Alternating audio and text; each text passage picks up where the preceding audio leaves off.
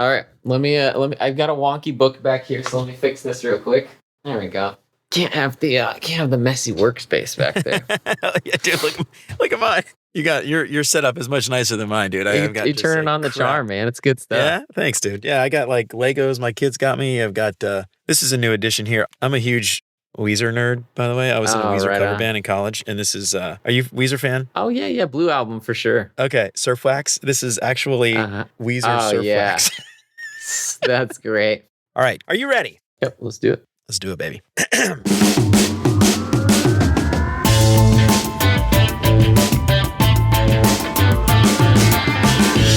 What's up, UX fam? How's your mom and them? Welcome to another episode of Beyond UX Design. I'm Jeremy. If you're new here, welcome to the show. I am super stoked to have you. Have you picked up your copy of Beyond UX Design, Master Your Craft Beyond Pixels and Prototypes in paperback yet? Unlock the secrets of UX success and learn all the things I didn't teach you in school. Get free shipping on all orders over $30 and use the code LISTENER to get 10% off your entire order. Head on over to beyonduxdesign.com/book to learn more. This week's episode is brought to you by Jeff White and his UX Storytelling Toolkit. Now, lots of people talk about the importance of storytelling, but Jeff brings actionable clarity to the storytelling, and he shows you exactly how to do it. He breaks down different real-world scenarios like how to use storytelling methods to present your work to clients and stakeholders, how to craft a better case study, and how to prep for job interviews. And I love Jeff's approach to storytelling here. It's not your simple once upon a time kind of stuff. And since you're an amazing listener, I know this course will help you out so much. I'm stoked to get everybody listening a 10% discount if you use the code BeyondUX when you check out. So head on over to beyonduxdesign.com/storytelling and use the code BeyondUX to get 10% off Jeff's course. So learn some incredible techniques to influence your team and advance your UX career. And if you haven't done it already, please consider subscribing to the show wherever you listen to podcasts. And if you are regular here and you feel like you're getting something out of the show, I would really appreciate you leaving a 5-star review.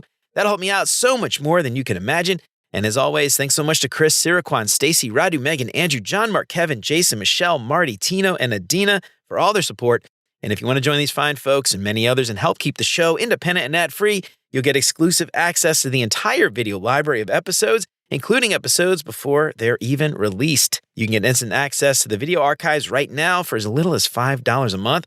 And for more information on how you can support the show and help more people find out about what we're doing here, make sure to check out beyonduxdesign.com/support. And of course, if you think the show is worth sharing, then for the love of God, tell your mom and them about it. So something that a lot of people run into in their career early on is this idea of, giant corporate environments. They hate it and they want to get out and they want to just work at a startup. And often that means finding a startup that's got no designers and you become the founding designer. Sometimes founding designer is often masked as just the only designer on the team. And there's a difference there between founding designer and only designer. And I am so excited to have Taylor Palmer on today. Taylor is an early stage product designer who's been designing for startups for the last 10 years, from seed stage to unicorn status. He has a degree in graphic design and is self-taught in front-end development. He's a Data 3, currently living in Minneapolis, and is a big sci-fi fantasy nerd. We talked a little bit about his Ornithopter Lego set a little bit ago, so I'm so excited to have Taylor on. You probably know him as the founder of UX Tools, but you might also know him from LinkedIn and other places. Taylor, welcome to Beyond UX Design. I'm so excited to have you on. How's it going? Hey, thanks so much for having me. Really happy to be here. How are you doing? I am doing damn good. I don't know if you could, we don't talk all that often, so you might not know, but I'm a little congested. My kids, as you know, Data 3, my kids got something at school and I've been taking cold medicine for the last couple of days. But luckily I haven't gotten anything, but it's all up here. There's this stuff up here, but I'm surviving, dude. You mentioned Data 3 in the intro, and that comes with the title. We can nerd out about this later, but I've actually got a sick calendar now. It happens so frequently that I'm actually tracking. Some epidemiologist in the future is going to thank me for that treasure trove of data. But yeah, that's another side project of mine. Dude. What are you going to do with that? Is that something you're going to do? Something, I assume? I think that's mostly to keep myself sane so that when I tell people how sick we are and they don't believe me, I have some data to back it up. Look at the proof. I've got it right unreal. Here. I love it, man. All right. So I know we talked a little bit about that bio, but you've done a whole lot of stuff. The bio that you provided, I think, was a little bit, you were maybe a little humble, but I think you've done a lot of really cool stuff. And I can't think of a better person to talk about being a founding designer than you. You've done a lot of awesome stuff. Tell us a little bit about you for anybody who isn't familiar with you out there, and then we'll kick it off, man. Yeah, maybe I can fill in a couple of the gaps there. True, I've been designing for startups for 10 years. Being self-taught in front-end development also gave me the opportunity to have a little side quest of solopreneurship that turned into a partnership. That's when I built UX tools.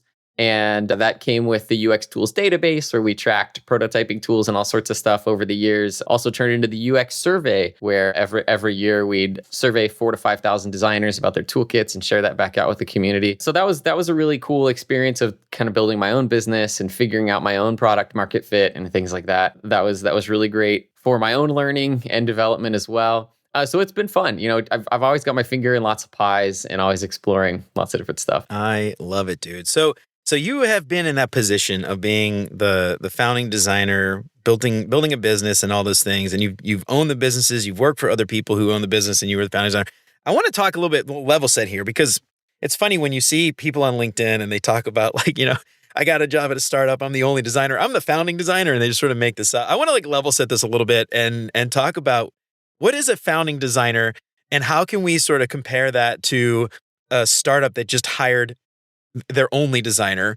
And, people will put that, inflating their titles and stuff, make it sound all fancy, but it isn't the same thing. So talk a little bit about that if you could, and explain maybe the difference between a founding designer and some junior designer who just got a job as the only designer and says they're founding designer. Yeah, right on. I think the title founding designer can be confusing, specifically because it has the word founding in it, but I have not been a founding team member of the startups I've worked for. And instead, founding designer usually refers to the first design hire who is responsible for developing a practice within a business and really building up a lot of the foundations and frameworks that a design team needs to succeed. Usually there has not been a design presence at the business yet, unless maybe one of the founders has a design background or some knowledge there and has brought some of that to the team. So that's really the role of a founding designer, is kind of to spin up design from zero. And that's setting up research practices, design systems. I typically do quite a bit of brand as well. UI, working with engineering, product strategy, a lot of this stuff comes out as you really start to build things bare bones.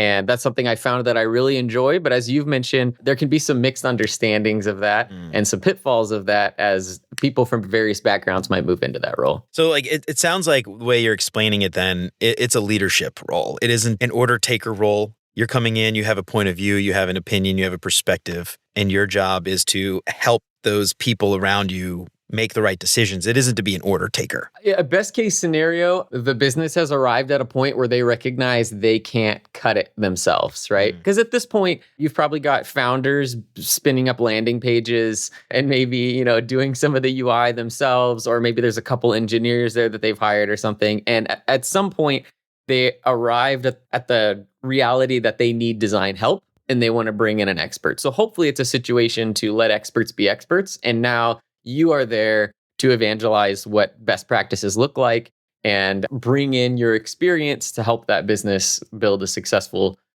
first business and second design practice. So yes, I think leadership can have a lot of baggage to it. It does not necessarily have to be like a management role or something like that, but it is certainly an experienced role as I see it. Yeah, so I love that you call that out, because it's funny. I always see this on places like LinkedIn. I know you're active on social media, and so you've probably seen this too. Somebody who just graduates a boot camp, they join some startup. The startup, probably doesn't have a ton of money, and so they're looking for the cheapest possible hire, which is of course someone with no experience.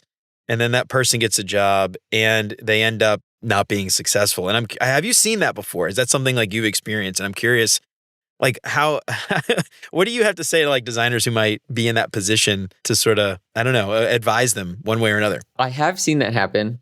I think there are a lot of things that can go wrong with that situation. I think there are some rare instances where it goes really well, and that person, really catches fire and takes off, and that company grows a lot. I think what probably happens more often than not is that person misses out on a lot of opportunities for mentorship, especially if they're still a junior designer. And so they haven't been able to learn from maybe the wisdom of more experienced designers or to be on a large, healthy design team. And so I think it would be difficult to successfully spin up a design practice if you have not seen one in action or you've not been a part of one. Also, yes, you mentioned a title inflation and things like that can happen, right? You can call yourself Chief Design Officer of the Universe or whatever you want to call yourself. And then it can become a golden handcuff situation where that person actually gets trapped with this kind of upside down title, and moving to another company, they will be benchmarked as a junior or mid-level, but they have some super inflated lead principal founding leadership title or something that makes it hard for them to actually continue that lateral movement. Yeah, I love that. I always laugh when I see people on LinkedIn that's like, I'm a junior designer, senior designer, chief design officer, executive, whatever, CEO, they started their own little company, and then, the senior designer, next role, whatever. I always laugh at that. So I'm curious when you hear or when you think about the types of skill sets that are required for a founding designer role. It sounds like to me, right? Usually, I assume small teams, most likely. You're probably not going to have a budget to hire a bunch of people. I'm inferring here because I've never been a founding designer, but more of like a generalist hat. You're not going to be a specialist. What's your thoughts on that? What type of skill set do you think like a founding designer would need to be successful in this type of role? Yeah, that's a great question. Maybe also to give your listeners some kind of company profiles to think about. The first company I was at, I was designer number 4, and there were about 80 or 90 employees. And then from there, that grew to a team of 650. And at that point, I exited. Then I was founding designer at a team of 40. Then at a team of 12. I now joined at a team of 9. And so I guess it just keeps going smaller. I don't know where we go from here. 3, 2, 1. But just to give you a sense of kind of like when those early designers might come in and what those company profiles might look like. Yes, the founding designer role and also the first couple designers I typically hire, I need to be generalists. I need them to have a wealth of experience across a lot of capabilities and across a lot of potentially industries, depending on the role. And I also need them to be willing to move into areas where they may not be specialists and just to cover a lot of bases. We've heard the term like wearing many hats. That's essentially what everyone at a startup does.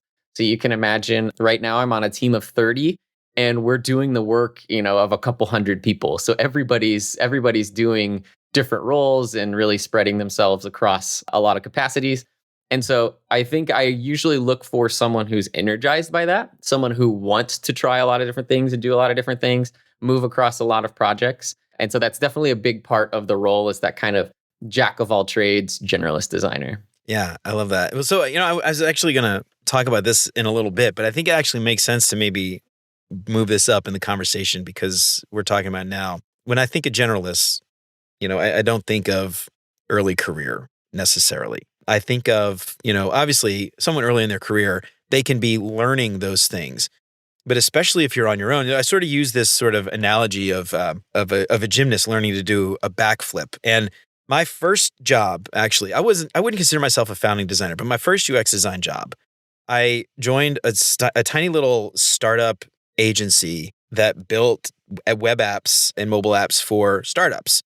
And so I was the only designer. I worked with an engineer, a business analyst, and then another engineer. And I had no idea what I was doing with my first UX job. And I'm self-taught. So like I didn't actually even go to school for it. I'm just kind of like reading books and things like that. And, I use this analogy of learning to do a backflip, right? Like you can go on YouTube, you can read a book, you can watch videos on how to do a backflip. And then you can go out in your backyard and you can try to do a backflip. And you might do the backflip. You might also land on your head and break your neck. And so I think about this a lot as a early career, joining those teams. And there's especially like startups, there could often be a lot of money invested in this. There's a lot of money on the line. People's livelihoods are on the line, not to mention the users that are going to be using this thing and you're designing this. And I'm curious, like when you think about designers getting a job as a founding designer or the only designer on a team, when do you think people are ready? Like how do you know if you're ready for a solo design gig or a founding design gig? Maybe I would say a solo design gig, maybe less of that kind of influence and, if we don't want to call it leadership, influence and knowing what's right and wrong takes a long time to get to that point. I'm curious, like when you advise people, talk to people, mentor other designers, how do you tell them when they're ready, or how do they know when they're ready to take on that role? and not break their neck, the proverbial neck?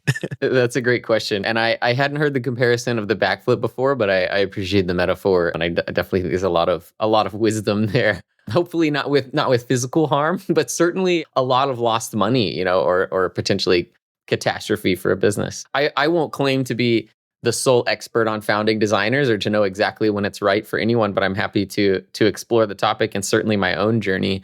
I think a few of the things that I needed to experience before I felt like I could successfully take a swing at a founding designer role was certainly leading projects in which I was the main, if not only DRI, like directly responsible individual for the outcome and success of that project.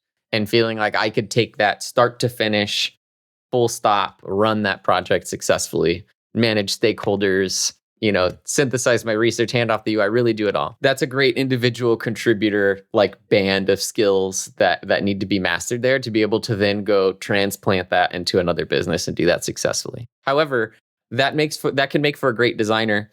But as a founding designer, I've also found myself exposed to hiring and building a team.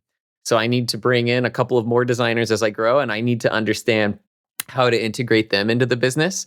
Usually the first couple designers I'm looking for are also pretty senior as well because they have a similar profile to myself. And so hiring is its own beast, right? Like reviewing portfolios, doing whatever types of exercises and different activities you might have as a part of that, learning how to remove as much bias as you can from that process, being generally a good human, and then making sure that person is satisfied in their career as they grow with you. Big responsibility, big thing. The third thing I'll mention as well is process improvement, and in many cases, process implementation. And so if you have not been exposed to the difficulties of organizational change and what that requires, it is not a simple process. It is not easy to do.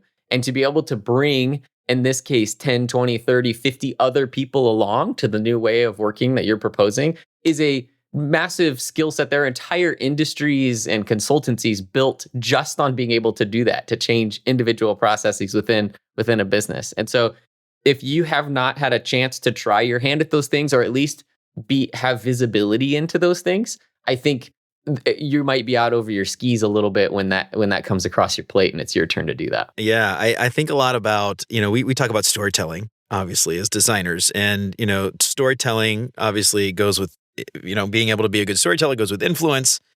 Shout out to Jeff. We gave a shout out to his course earlier. People like Jeff do a really great job of helping you explain this if you aren't familiar with it yet. But it's the influence and things like that, which ultimately comes, I think, from confidence, which leads me to my next question. And this is going back to my experience as the only designer at this company. I was self-taught. And, a lot of times what happens with especially young designers, the Dunning-Kruger effect, right? They think they know way more than they actually know. They aren't aware of the things that they don't know. And it's funny, going back in time and looking at where I was 4 years into my career. I was at that company for 4 years. I left that company to go work at a giant multinational conglomerate that had a design team of like 40, 50 people. And it wasn't until then, 4 years into my career, I actually realized I had no idea what I was doing.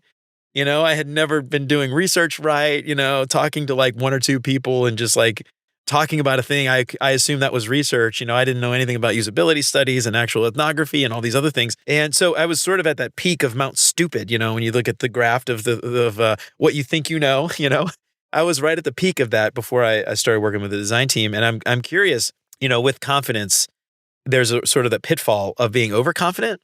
And I'm just curious, like if you were thinking back to maybe your early career or even just things you would tell, people that you're mentoring, I'm curious, is there a way to sort of think about that and identify if you have a false sense of confidence and you are falling for Dunning-Kruger and you think you know more than you do, but you actually don't? How do you determine that? Do you ever thought about that? I'm curious if that's something you've been thinking about.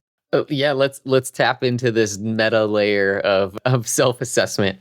I think I would be lying if I said I hadn't fallen into that at times as well, right? And I've had to eat my humble pie on occasion as well as I've moved through various organizations. And I think just as the business has had to arrive at a point where they recognize they now need a professional designer to come help them, I think that individual designer also needs to arrive at a point where they can recognize and accept their gaps as well. And so just like you described, like recognizing the whole like actual iceberg of user research where like user interviews are just the very cap that's barely showing over the water. And there's actually this whole other world of research. I would not claim to be an expert researcher. However, I have built and delivered successful experiences that have positively impacted businesses and people. And so I know that I have a toolkit that can be successful and that can work in an early stage environment.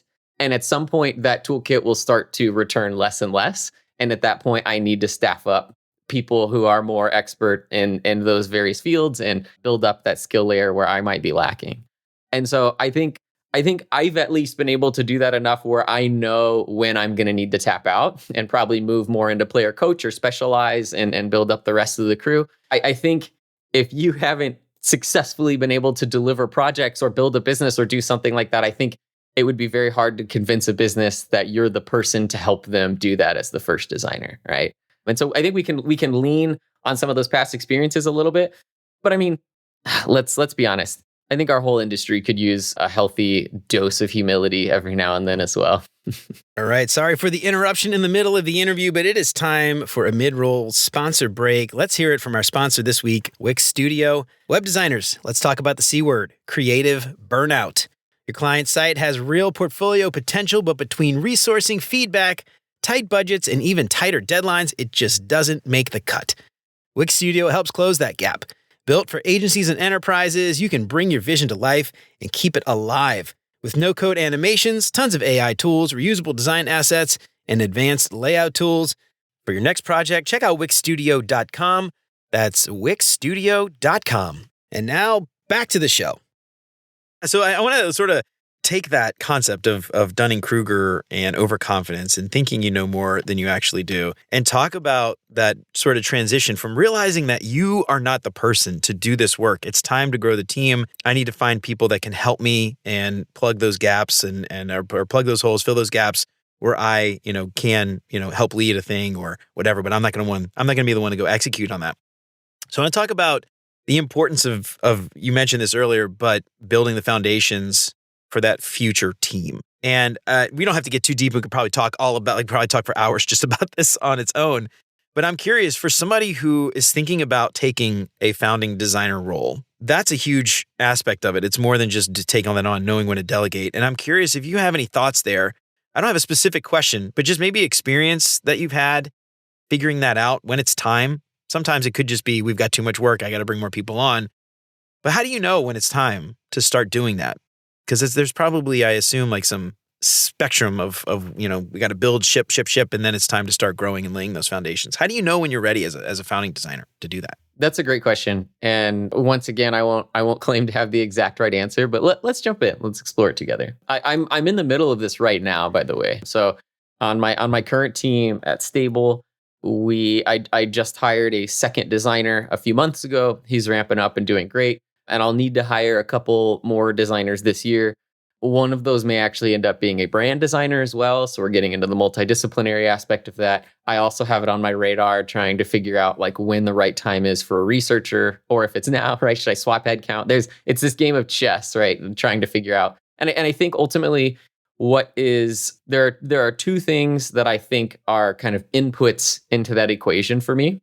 And one is attempting to always monitor the health of the design practice within the business, and I should say the product building practice, and figure out where there might be deficiencies there. So where are we feeling the most pain? Where are we falling down? Where's the lowest quality work happening and across the design pipeline, if you will, if we were to treat that linearly? And that can tell a story as well, right?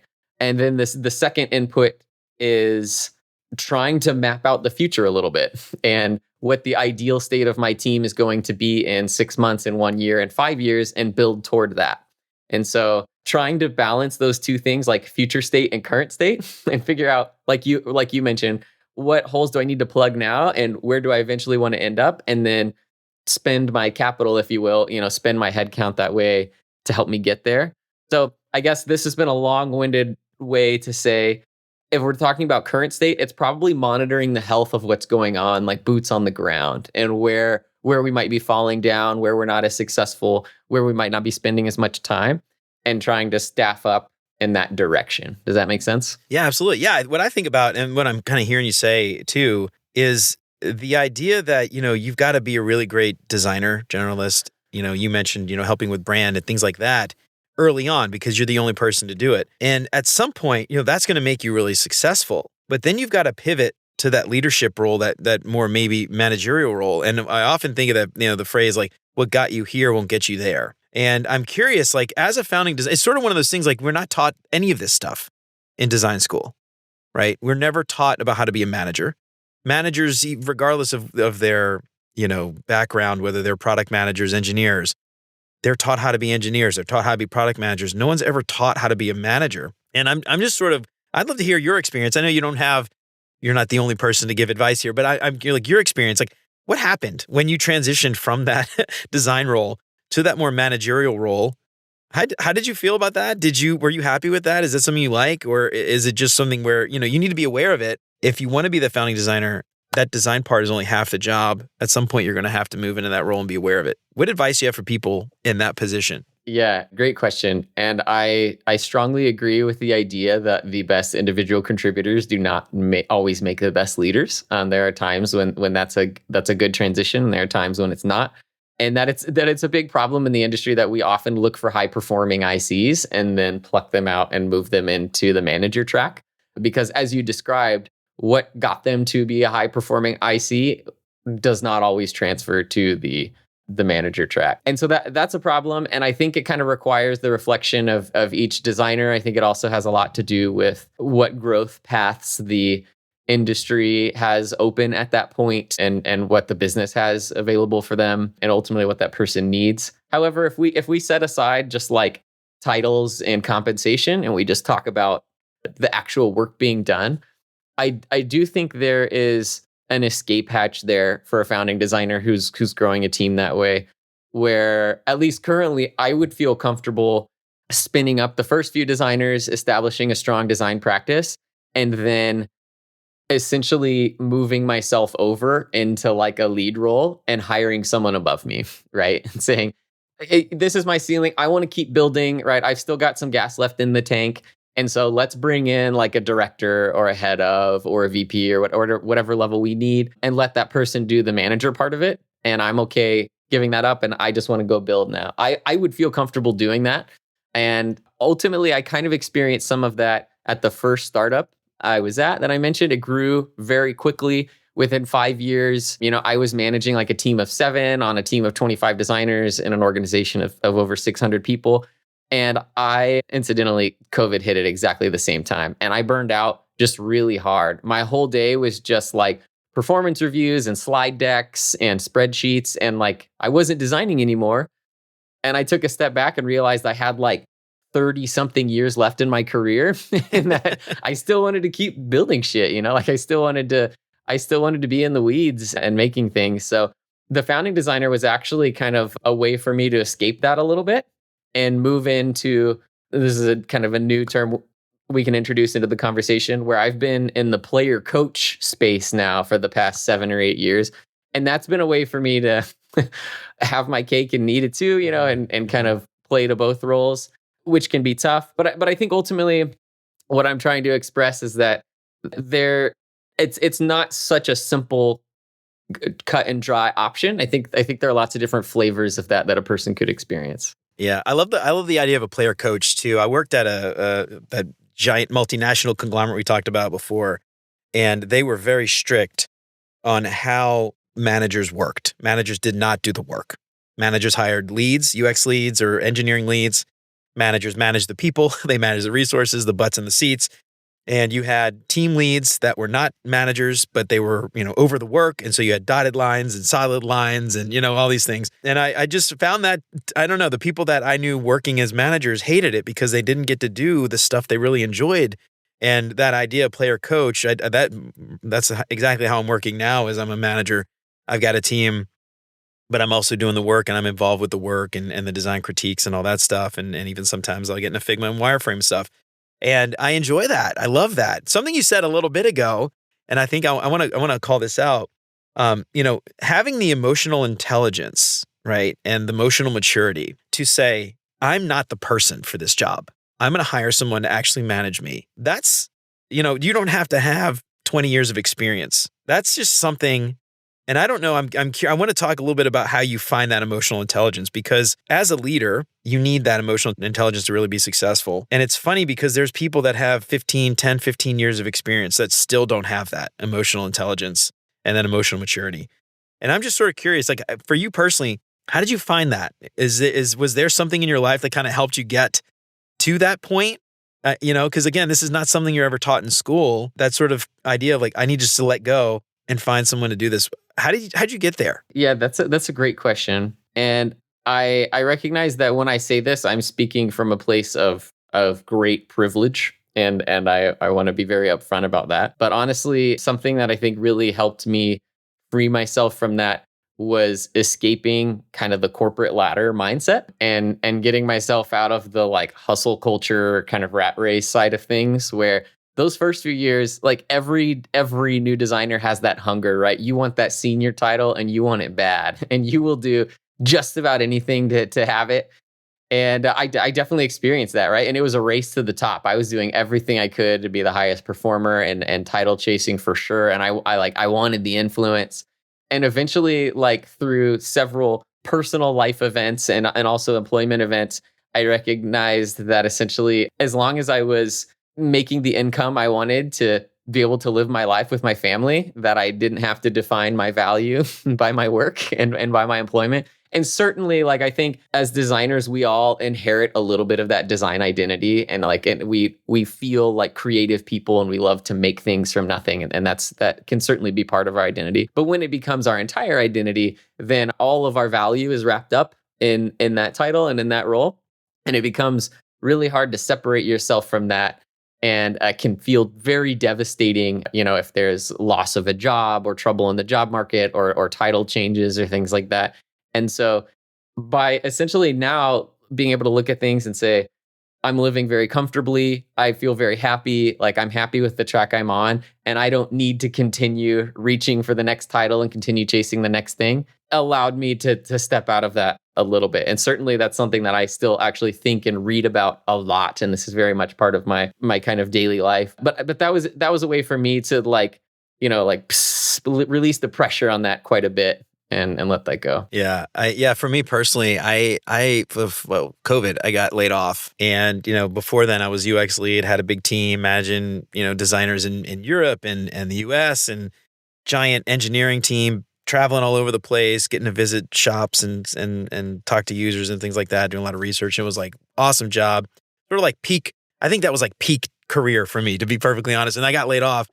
And that was when I had that, like, I was like, oh, I'm the UX lead. I'm so important. I'm helping make all these decisions, and multi-million-dollar budgets are passing through me and blah, blah, blah. And I felt this sort of like, I felt important.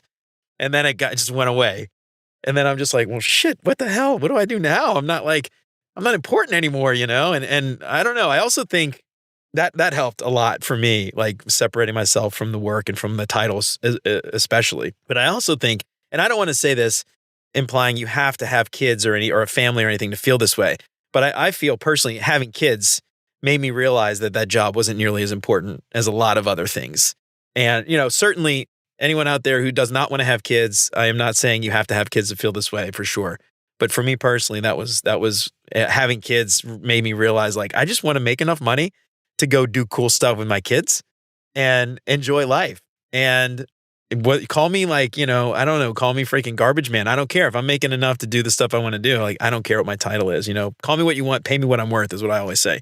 And I don't know, for me, that helped a lot. It's like you said, realizing like spending time with family and stuff was more important. If anybody listening is dialing into this, is, vibing with this topic that we're on right now, one of the books that really broke this open for me was the book 4,000 Weeks, Time Management for Mortals. It has become absolutely one of my favorite books of all time. And at this point, I read it almost yearly, if not more often. It's like on repeat as an audiobook for me. That is essentially like figuring out how to do what matters with the limited time we have, right? Is essentially the idea. We're getting existential here. But the point is that things like that can help you self-reflect, right? And can help you separate yourself from the identity crisis of being, an early designer or a inflated title designer or whatever you might be. And kids are certainly one way to do it. And there are many other things in life that are valuable as well, right? So you're not just your work, you're a lot more than that. But work can be a great outlet and sense of fulfillment too. And hopefully we can find a way to bring all the designers together so that we can all experience that, right? I love it. All right, so I want to shift the gears a little bit and talk about this other thing you mentioned a little while ago about being the source of wisdom's design evangelist, helping spread, because most of the time these companies are engineering led a lot of times, or maybe product led, and you have to come in. They might not understand design or UX or whatever it is, and you've got to help kind of spread the word and make it better, build that team, things like that. We talk a little bit about emotional intelligence and that idea that this is sort of something that you don't necessarily have to have a lot of experience to do, but you also, wisdom usually comes with experience. I want to talk a little bit, like, from your perspective, getting to that point to realize, like, hey, I don't need to just design cool stuff. It doesn't speak for itself, those designs.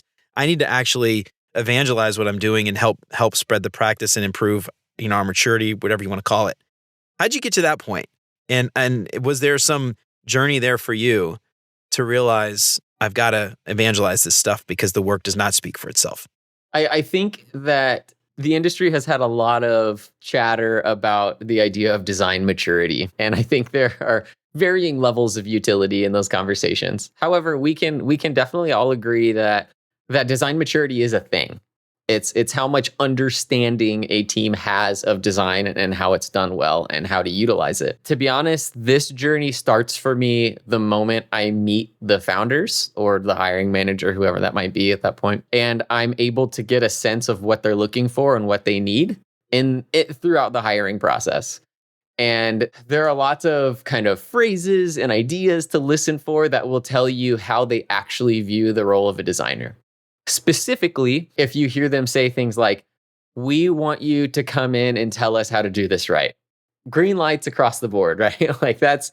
Like fireworks are going off at that point. You're just so pumped because someone like wants to hand over the reins and let you steer. And you might also hear other things that might have the opposite effect of that, right? It might be like, "We want you to come in and make really, really cool, sexy UX UI," right? And at this point, we're dropping buzzwords, right? And we're starting to lose the thread a little bit. And so I've got in the back of my mind, okay, I can tell you don't know exactly what you're talking about, but how open are you to exploring new ideas and trying things a different way, right? So that's going to be a part of the conversation for me from the moment like we make first contact.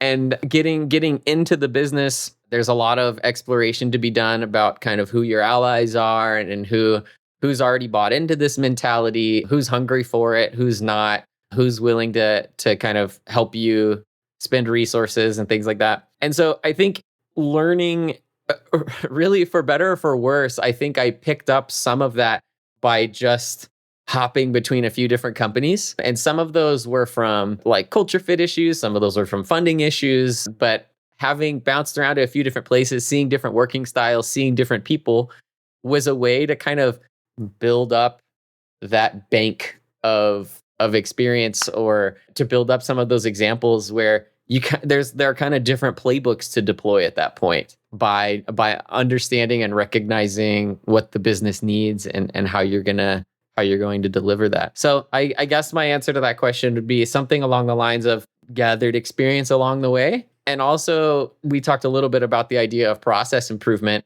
but you've always got those monitors and probes out trying to listen for what could be better or what's failing and where to spend your time. And then being willing to do that, even if it's not sitting in Figma building UI, right? But you're actually willing to go to bat for the other softer parts of that process. Yeah, I love that. Yeah, it's interesting. Like, a lot of people will say, maybe recruiters or something will say, hopping around looks bad sometimes, depending on how long you stay. But I think it's also important to have that experience, to know how this thing worked in this context, but maybe it didn't work in this other context. Or this team did something really good. This team did something really bad.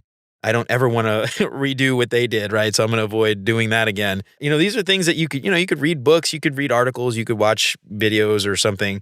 But if you're not moving around and having experience. And again, I think this goes back to that idea of, those junior designers just out of school or maybe 1 year of working with one company, you're going to have some experience, but do you have that wisdom to know and that intuition to know, I don't think this thing is going to work. This is probably going to be a giant waste of money. I don't think we should do this. I think we need to hire this person, not that person, or build this thing and not that thing. And I think what you mentioned about hopping around, getting that experience to me is just like so important to know, how do you lead a team? How do you become a design founder? How do you influence those stakeholders, those executives, the CEOs, the founders, whatever, if you don't really know from your own experience, you're going to have a hard time convincing them. It doesn't matter how good of a quote unquote storyteller you are. If you don't have that experience, I think you're going to have a hard time. I will say that I could think of a few notable exceptions to this rule, right? And so it might be worth us trying to break down how that happened and how they were able to get around this. I'm thinking specifically of Julie Zuo of early Facebook days, right? She was one of the early design hires, became VP of design there, and is now kind of doing her own solo thing. Very well known in the space. The other one that comes to mind is I think she just recently stepped down as VP of design at Mercury. And that was pretty much like her first design job as far as I remember. And Mercury is now a very successful like fintech, banking SaaS platform. And she went in early, fairly inexperienced designer. Within like 7 years, grew to VP with a team of like 40 and was very, very successful there. And so clearly there's some sort of formula here that works. I think what we're getting at here is you're really rolling the dice here. I don't know exactly what superpower they had, and we could probably explore what that was. I would assume that there was a fair amount of humility there and willingness to learn, and probably doing research, finding advisors and mentors, finding playbooks to deploy to make things work. Because just doing that on a whim and coming out the other side with like a healthy, successful, large and growing design team at a successful company is, like a 1 in a million chance. But we have examples of it happening. So I think there's some quality or skill set there that makes that possible. And I guess we might have to ask them to figure out what that was. Yeah, well, if you know Julie Zoe, tell her holler at me. We'll come on the show and we'll talk about it. All right, so I love this. So one thing before we get out of here, I want to talk a little bit about just some behavioral traits that you have experienced personally, or maybe seen other people have. But if you're a individual contributor, you've got a few years experience, you think this might be for you, you get an opportunity to become a founding designer somewhere. What are some maybe personality traits or soft skills, whatever you want to call them, behavioral traits that you have identified that make the most successful design founders or founding designers? That's a great question. And I'm thinking back through some of the things that I was looking for when I was hiring last fall, because essentially I was looking to kind of like copy paste myself, bring in another senior designer who had a lot of similar early stage qualities. And so I think some of the things I was looking for were someone who is willing to roll up their sleeves and jump into just about any type of work that the business needs. Essentially, you are a resource to help the business succeed. That is job number one. Help the business be successful. So that means we can't tie ourselves up in like dogmatic conversations about what real UX is or things like that, right? It's time to just dig in and make sure the business doesn't die. Every day at an early stage startup is really staving off death until you can get to the next round of funding or move towards profitability. And so we don't really have a leg to stand on if we're going to try and, take an ideological stance about, well, I don't do that, or that's not my role or something like that. Everybody's got to jump in and help. And so I think there's also some skill there around how to teach yourself and level yourself up when you find yourself in an uncomfortable work stream where maybe you haven't done a lot of that type of work, right? I mentioned I'm a self-taught front-end developer and have done, built different side projects and sites and things like that. But I came here and we had a Webflow site and there wasn't very clear ownership of that, but like shit needed to happen. And so for like a week at night, I would just put on Webflow tutorials on my phone while I washed the dishes. And I was just following along. And okay, all right, we got classes and we got styles. Okay, this is how components work. I see how this is different from Figma. I see how this is different from code. And then then next week I was building stuff in Webflow and we were, meeting objectives and outcomes. And like that's That's just what it is. There's this framework or tool or process or thing or industry that I'm not super experienced in, but I'm here to help. And I'm the only design resource potentially that we have. So I'm going to make it happen. We're going to figure out a way to be successful. And that needs to be something that's not draining to you, but exciting to you.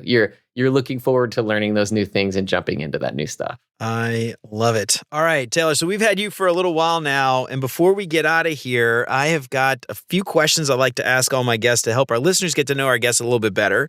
But before we do that, any closing thoughts, anything we didn't get a chance to talk about that you would like all those individual contributors out there that are thinking about taking on this founding designer role? What would you tell them? Any closing thoughts? I think that this space is going to look a lot different in the next 3 to 5 years. I think we all know that.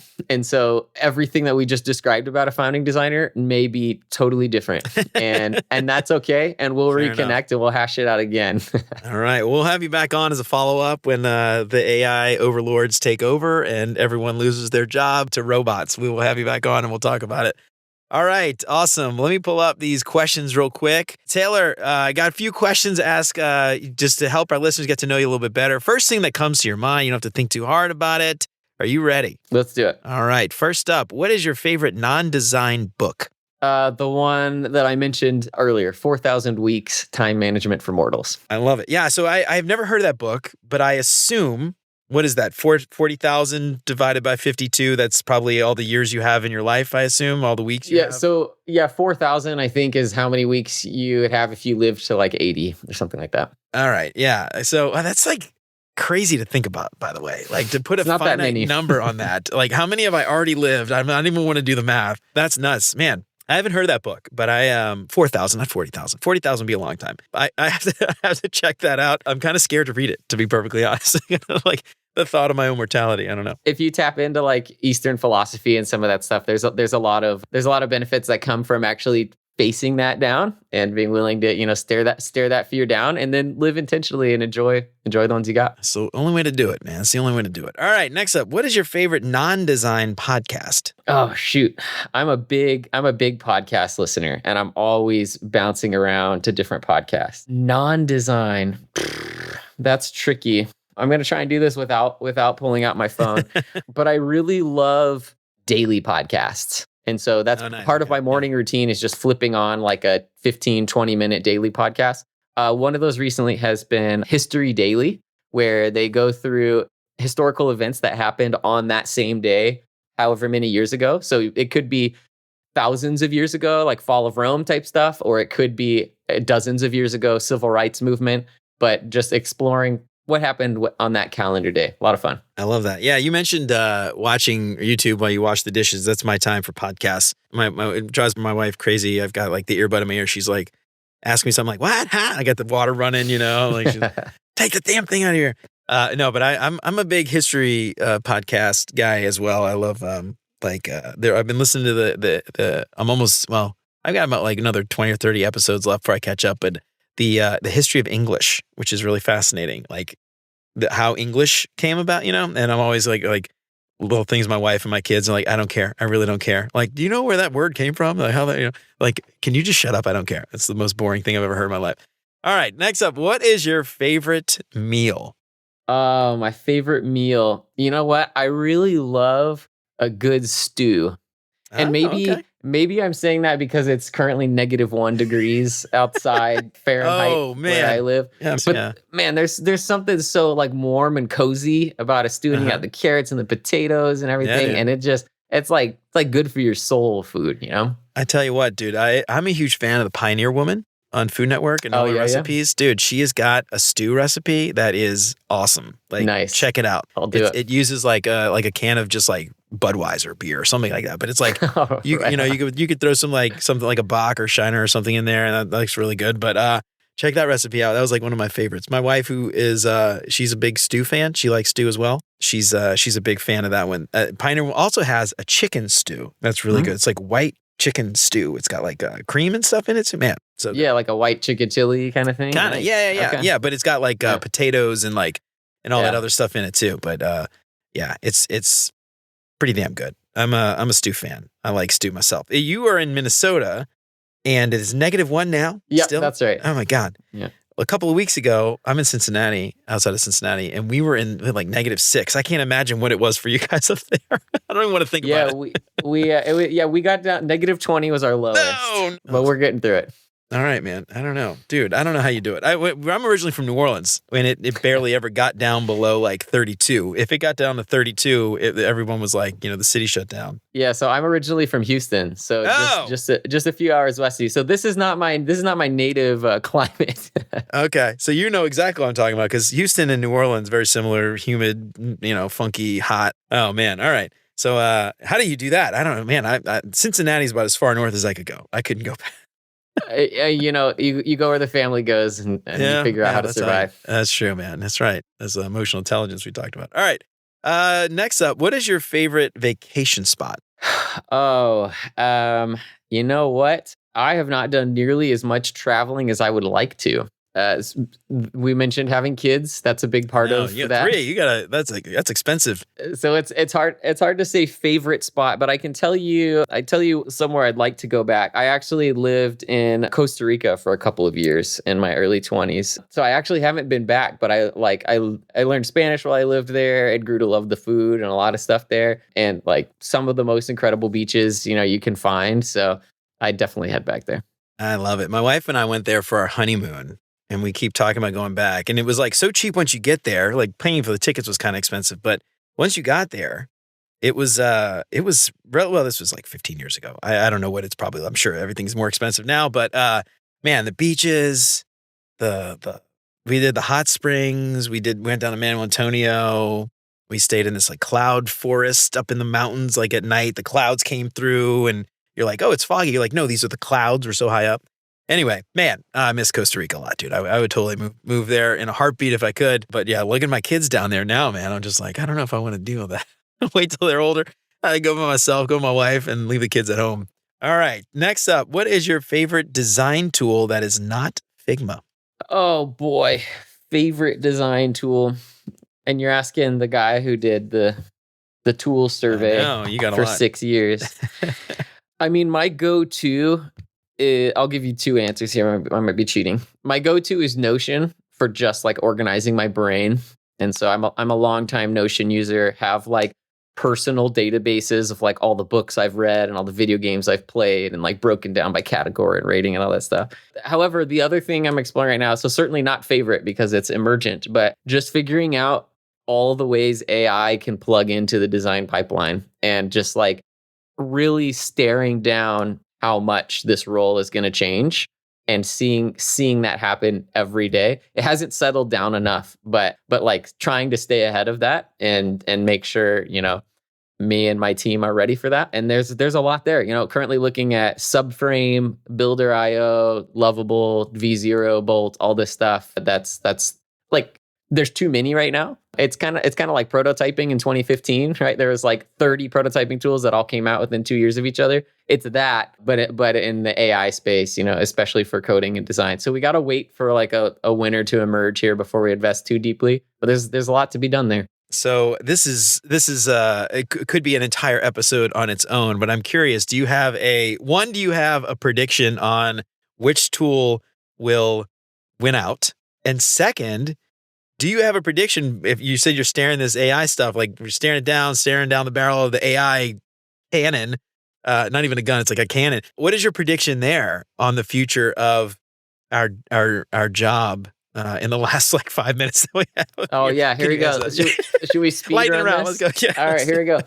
My prediction for the industry or the role as a whole, I would be happy to be wrong. My current hypothesis is that engineers, product managers, and designers will flatten into a single technologist role, who is a person who can do like business analysis and then go build a thing that directly delivers a solution, and that those people can come from all 3 of those backgrounds. Then your other question, remind me the second question, was it tools? Yeah, just out of all, like you mentioned, there's like 50 tools. You have one that you think is going to be the winner? Yeah, so there's definitely far too many like chatbot to code tools, and I think in many ways that can just kind of be a novelty. And if we develop strong enough global LLMs, right? The DeepSeeks and the OpenAIs of the world, then they'll be able to just do a lot of that themselves. I think if a player has a large enough user base and can pivot into that space quickly enough, like right now, I think if Figma could deliver a lot of what we're seeing from some of these other AI solutions, that they would continue to dominate. However, someone might come take their lunch money if they don't deliver quick enough, because their last swing at AI last year was pretty pitiful, and so they've really got to come back on top. So I'm not sure, but I'd like to see them capture the space, because everybody could just stay where they are. Yeah, for sure. Do you have any insights or your prediction? You mentioned something about someone coming to take Figma's lunch, but do you think Figma's setting themselves up to be the next Envision or Sketch? Oof, it would be painful for them to be the next Envision, especially after the failed Adobe acquisition. That would just be the worst story arc for them. Like, one of the ones I've been particularly interested in, both Builder.io and Subframe are building underneath the hood with React components and then have like a layer of AI on top of them. And I could see that being a really strong contender.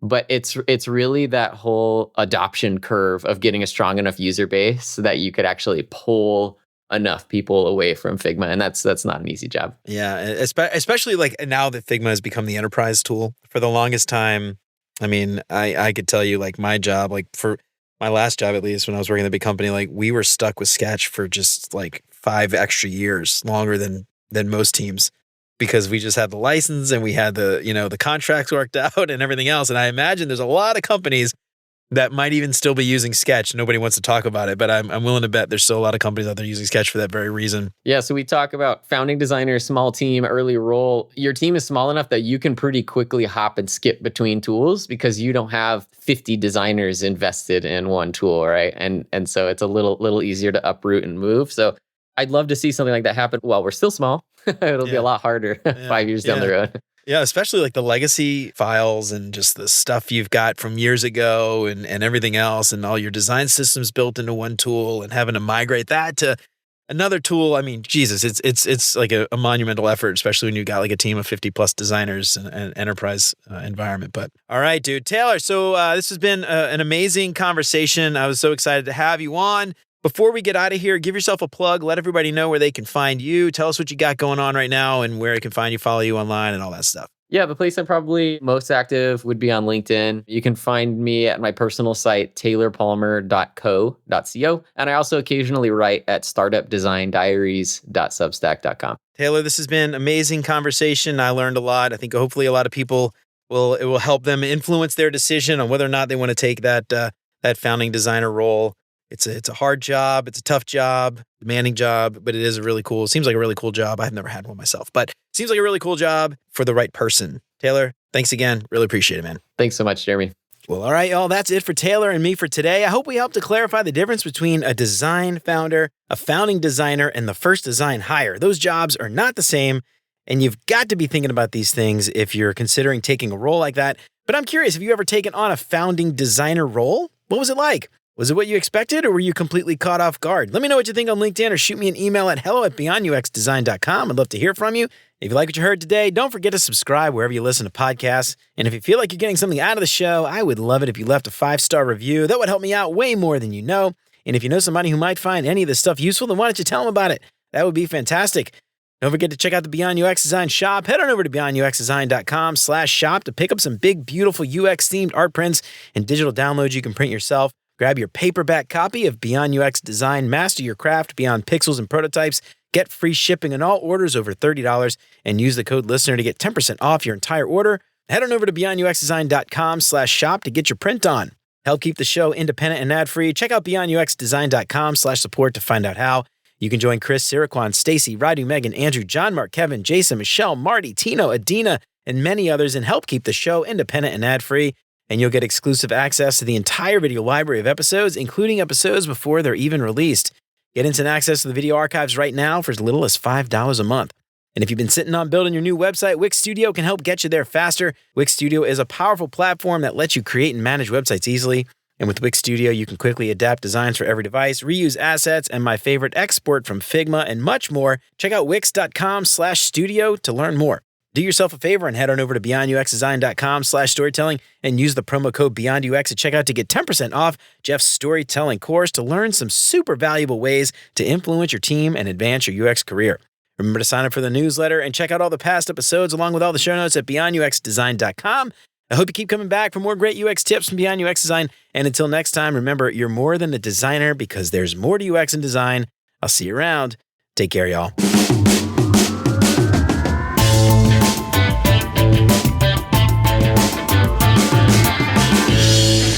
Taylor is oh shoot, where'd your bio? Hold on. The beauty of post-production. There it is.